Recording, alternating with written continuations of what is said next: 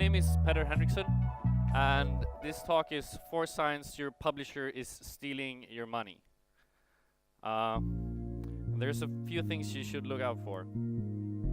They should definitely not be avoiding eye contact. You should never know your mother's maiden name. I don't even know my own mother's maiden name. Who does that?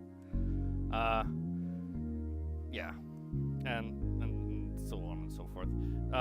So it's not actually about 4 signs your publisher is stealing your money. I just picked that name because it's like a fun clickbait thing, and I figured I can like fool some people to coming to my talk.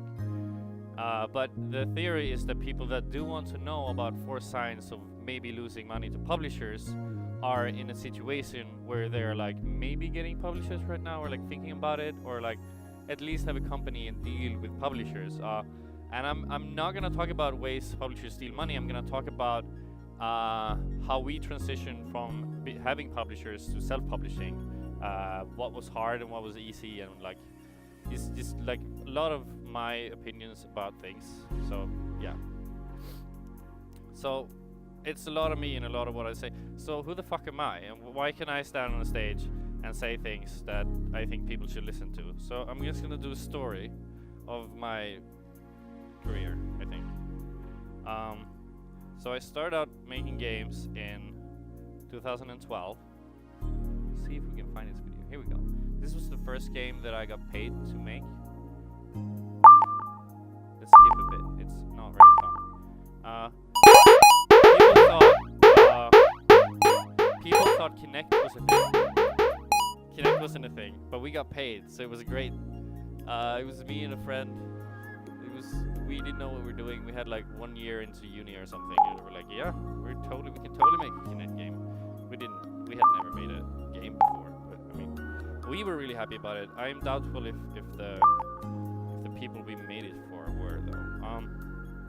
So I kept going, and I joined a bunch of friends of mine and made a company called Guru Games during my 2nd year of uni. And we made a really, really bad game that I will now show you the trailer of.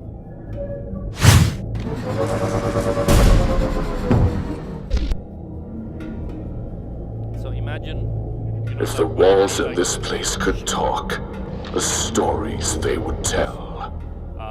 Imagine Welcome to the like queue. you want to play Portal about something a lot Good worse. luck, prisoner And, like, XE47623. And we have a magic gun. This is not great, but we learned a lot making this project. And like honestly, at this point we won like a bunch of awards. They flew us places to like show it, and we thought it was like we're getting so much attention. That's cool. We could maybe like find a publisher and like become a real company. So we set out a bunch of missions, and all the people in the air was very much like talking about like, oh, talk to this publisher, or like I had a meeting with this publisher, like this person got signed, and everyone was just trying to get signed for like go to the Volvo, go to like parties or whatever. And we managed to sign a publisher with this piece of junk. Let's see. Play. Ambitious. Ambitious is no longer named Ambitious. They are named Good Shepherd. Good Shepherd. That's their name. And Good Shepherd is a sister company to Devolver. It's not the same thing. And when we got signed by them, it was like they just started existing. They weren't really a thing before, and we basically got signed by Devolver, but not really Devolver. We were super hyped. Oh my god. And then we checked the box of like have a publisher, and then we went on to like make the game. We were like, okay, made the game, and then we were like, okay, so to make a successful game, you need a publisher. You obviously need a game, and then you need like coverage in news media sites. We did that as well. We were covered in IGN to everything, and everything was great. We did all the things that you're supposed to do to make games successful, and it turned out that wait, how long do I have? Is this my hour version or half an hour version? Can someone tell me? Oh Jesus Christ, I need to hurry up. Okay. Just give me a moment. but it went horribly. We sold nothing. This game sold about 500 copies. Lame. And we were all really surprised. We were like, but we did all the things that we were supposed to do. I left the company, and I joined two friends of mine to make a game called Cluster. It's a game where you jump on trucks, and it was signed by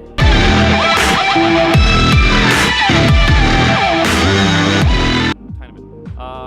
And with this game, we had like a big following. Like before the game was like even close to being done, we had 100,000 newsletter subscribers that we got from Reddit, and we were pretty sure that people wanted this game. Like we got emails about it, but we still were like, but you get a publisher. That's like what you do. So we got a publisher, tiny bit. And it's also really important to notice that I'm gonna talk a lot of shit about publishing, and it's not connected to the people I work with. These are general thoughts about how publishing, the structure works and how it's shit. And Cluster did really well. Like I think we're about 1 million sales in or something. Like it was a good project.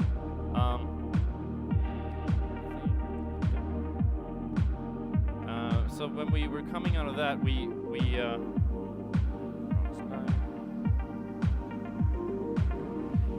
just before we released Clusterstruck, we made this game.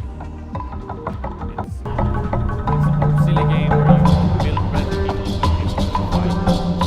and it got even more attention than Clusterstruck. Like we had like every major YouTuber covering this game. And when we released Clusterstruck and then had this game on the back way, I had my pick of choice. Like I had meetings with every publisher that I ever wanted to talk about, and I tried to haggle them. I tried to like make weird deals that was cool, but every time we got close to signing, I sat down with my co-founders. We're like, so what do they actually do? And we never knew. We never figured out like what do they do. And we had a publisher, and we couldn't like point at like what the fuck do they do? We don't know. And like obviously they do something. They show up, they go to work, and they go home. Like there's time there.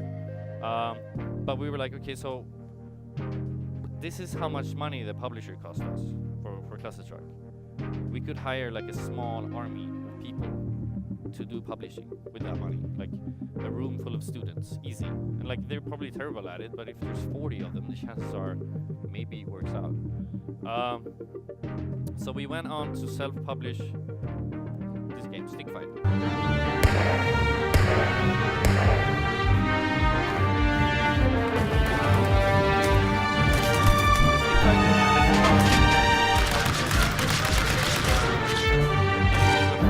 We went through all the things that we didn't know what publishers did to make this game. And I've also asked people in the audience several times, I'm not doing it again because we don't have time, about what publishers do. And these are the points that people bring up. They have contacts, they have a fan base, they do marketing, and they steal your creative freedom. I think the fourth point is if I'm getting a publisher, I'm getting it because they will help me do shit. And stealing creative freedom is dumb. Like these people are good at their job. They spend hours a day trying to figure out how the market works. And if they have feedback on your product, then you should definitely listen because you're not dumb. But the other three plus these three, I was like, maybe we can do that ourselves. And it turned out the contacts were super easy to get. You know how a lot of publishers will be like, yeah, we got great contacts at Microsoft. Yeah, we got it's like front page all day. Microsoft don't give a shit how well you know Microsoft. They only give a shit about your product, and that's what makes it your front page. It's just and getting a contact at all the consoles took me about a week. I just asked people I knew if they knew someone, and eventually they knew someone that knew someone that knew someone that had a contact there. And it was like, great, booked a meeting, had a meeting, showed them the product. They were like, it's pretty dope. I went to a lot of biz conferences, but mostly for fun. Like, contacts were not that hard. Fan base. Publishers do have a fan base, like they do, but it's important to realize that no publishers really, they don't create a fan base. They just kind of not steal it, but they accumulate the fan base of their games that they publish. Like that's their fan base. So But yeah, you might get a little following from them, but inadvertently you'll be giving them part of your fan base, and you need that fan base in the long run to make games that you can just kind of release again and again and again to sell to your own people. Like, marketing becomes so much easier. So you get a bigger fan base, but you also lose some of it. But when you do self-publishing is having a fan base is a lot of work. Like, they will email you every day and ask you shit, and like be in the forums and ask questions that you don't want to answer because you're not made for this. You make games, and they're like, "When's the game's coming out?" And you're like, "You answered it 700 times," but you need to be there and answer them. And this is something that publishers do, most of them, really well, that you will need to figure out how to do. We hired a community manager. That was a great solution, and now we have this. We have the biggest. Well, at least we had one of the biggest Discord servers in the world, and we can like leverage that fan base to test our games, to give us feedback and yada yada, and it's super useful. We can also kind of right now we can release games without really announcing them, because people kind of look for the Landfall brand. And marketing is by far the most commonly mentioned thing when people get publishers, because they know how to make games, they don't know how to market their games. And the truth is, in my mind, is that no one can market your game except for you. Like, it's technically impossible. A publisher will do marketing for you by hiring a PR firm or a marketing firm, and they will do shit for you. And you can do that as well. Like, you don't need them in between. Like, there's no point in that. But the biggest part about marketing is you need to make your game marketable. Like, marketing is game design. It is not getting a feature in Kotaku or whatever. Let me show you. So my talk is usually longer, but I have this bit where I show you reviews of our games at different big sites or other games. And I'm like, oh great. This is Nidhogg on IGN, the biggest site in the world, I'm pretty sure. I don't know, a big site. 32 comments. What? That's like no attention. This is Cluster Truck, some shit. 38,000 views. That's useless. Like, 38,000 views is like a tiny YouTuber. But this is what you will get.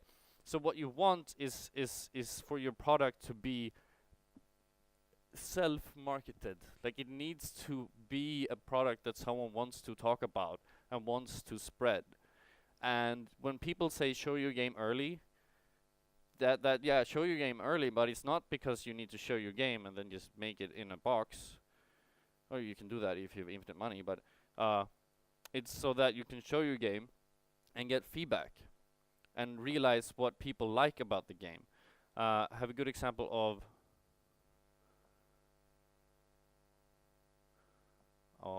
a thing somewhere. I'm pretty sure. Here we go. Bum, bum. This man, the sticky hands balloon man. Look at this. Bam. Bam. Bam. What? That's so funny, right? We know that people want this. Not because we think it's funny, but because we posted it online and it went super viral. Like, everyone was all about this sticky hands balloon man. We're like, yeah, that unit is totally making it into the game, like 100%. This is another thing. No, I'm not. I don't have time for that. I'm sorry. What can you more do? There's also, like, you can market games through game design. We make several free products that are just in the same IP, and we just release them for free. So this is to help promote Totally Accurate Battle Simulator. It's a April 1st joke that we made in 9 days. It's a DayZ clone in 5G, and it's a multiplayer shooter. This had like 1 million players. Like 1 million players that spent hours and hours in your IP knowing about your shit. That's like, that is valuable.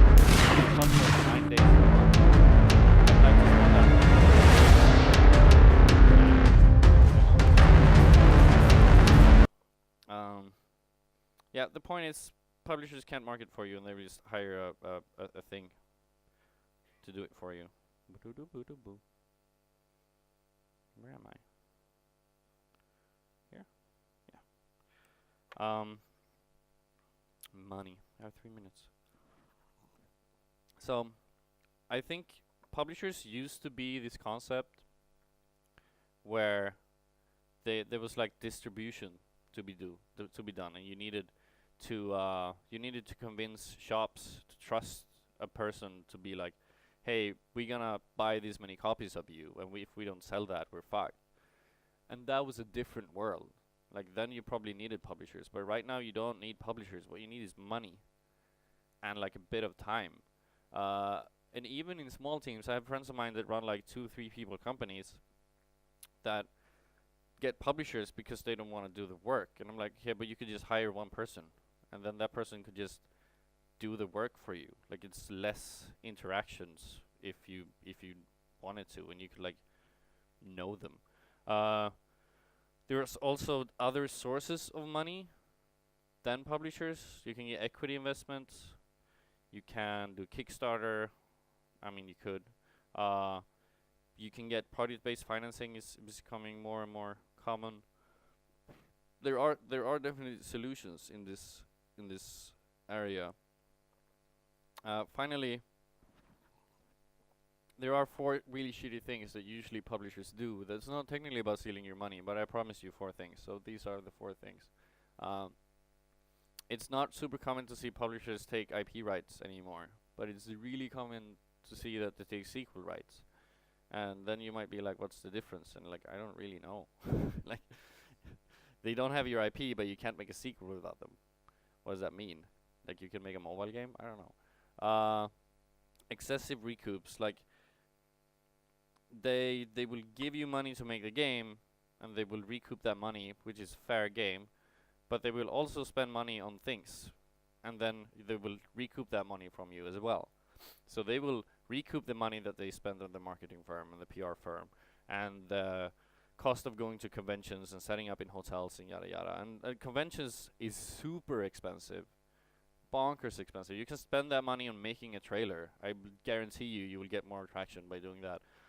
But for publishers, it makes a lot of sense to go to conventions, because that's how they do their B2B. Like, they need to be seen there. Like, it makes sense for them. It doesn't make sense for you to pay for it, though. That's just shit. And posing to be devs, like, in the long run of a company, like, you need to build recognition around your company, around your IP.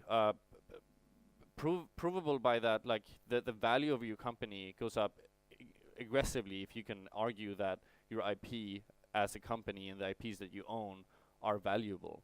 And that's not because investment doesn't know what they're doing, it's because they know that it's easier to sell things if you have a fan base that knows who you are. And if you get a publisher, you are confusing your fan base like 100%, especially if you let them handle all the interviews, because they will be like, hey, we're working on this game, and like, we're gonna patch it next week and have a thing. And when you read that as a consumer, you're like, yeah, I mean, the publisher is making the game.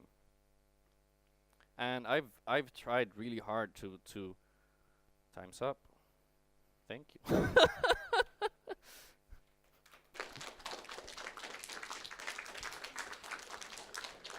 Well, thank you very much. And now we have some time for questions. Yes. So, Ask me things, please. we have some questions. Yeah. Wait a little bit. I will give you a microphone. So I have a question. Is it easier to start out like self-marketing or publisher? So basically, a publisher asks to do the marketing. Publishers do not do marketing. They hire marketing firms. Is it easier to hire a marketing firm than to sign a publisher deal? No, it's easier to sign a marketing deal. No, I asked, is it easier to make money by basically, no, sorry, is it easier to start out by making deals with a publisher or by self-marketing? I don't know. Thank you. Thank you. I'm sorry. Okay, any more questions? Okay, I'm coming. So, how long, on average, do you think it takes to figure out whether a game actually has some traction and whether Really it quickly. flops? Okay. Super quickly.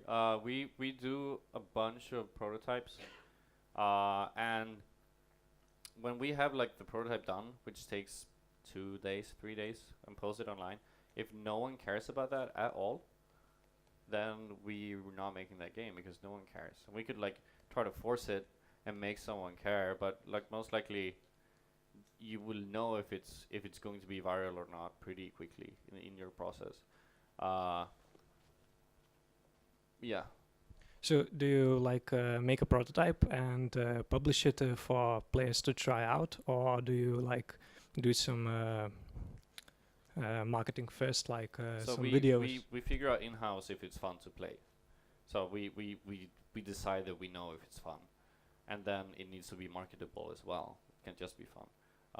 And we figure out if it's marketable by showing it. We do this less now, but we used to do it a lot. Now we're getting kind of full of ourselves, and we're like, yeah, we know this is gonna sell. But we did a lot of learning through that. We also did a lot of playtesting by sending the game to YouTubers, tiny ones, and having them play it, and then you just watch their videos, because then you get a really good understanding of when you're entertained watching the video. Because if someone playing your game and is covering it, and you're not entertained by them covering your product, then it's not a marketable product. So you can look at like, oh, this moment was great, and this wasn't. I have 2 minutes. I want to say one thing. Yeah, cool. Okay. Thank you. What was it? I don't Fuck, I forgot. It was important. Any more questions? All right. Thank you. Yeah, thank you very much.